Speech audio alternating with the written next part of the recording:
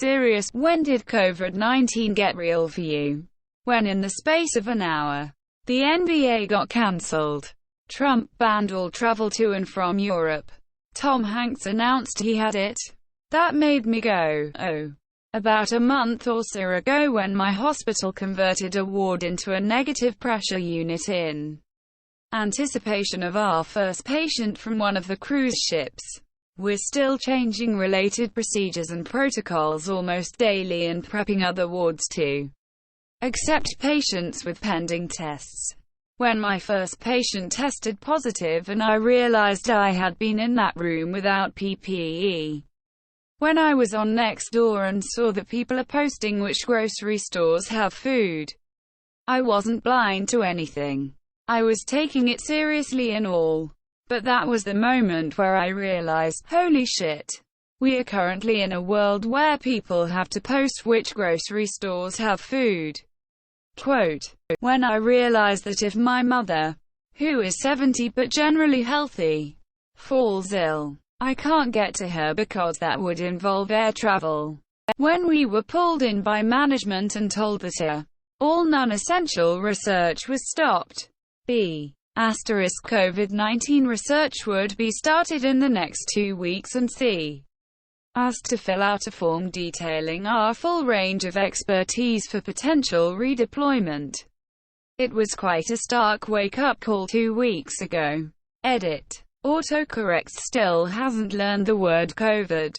Instead wants me to research ravens etc. in work. When my boss told me that I will be working from home for 8 to 12 weeks. Edit. Yes. I could have been laid off. The question was when it got real. Not what's the worst things to come from it. Though. This is pretty bad for me, as I have treatment-resistant depression that I manage by staying active and busy. When Walmart stopped being open 24/7. When I was told by the administration that we had 1 box of N95 masks in the hospital. When I went grocery shopping for the first time in several days last week. And many of the shelves were completely empty. When I lost my job. Today. When the government announced they're going to start putting the dead in a skating rink inside a local shopping mall because the local funeral homes don't have any more capacity. When colleges and K-12 schools closed. That's not a light decision, and the people making those calls are very educated.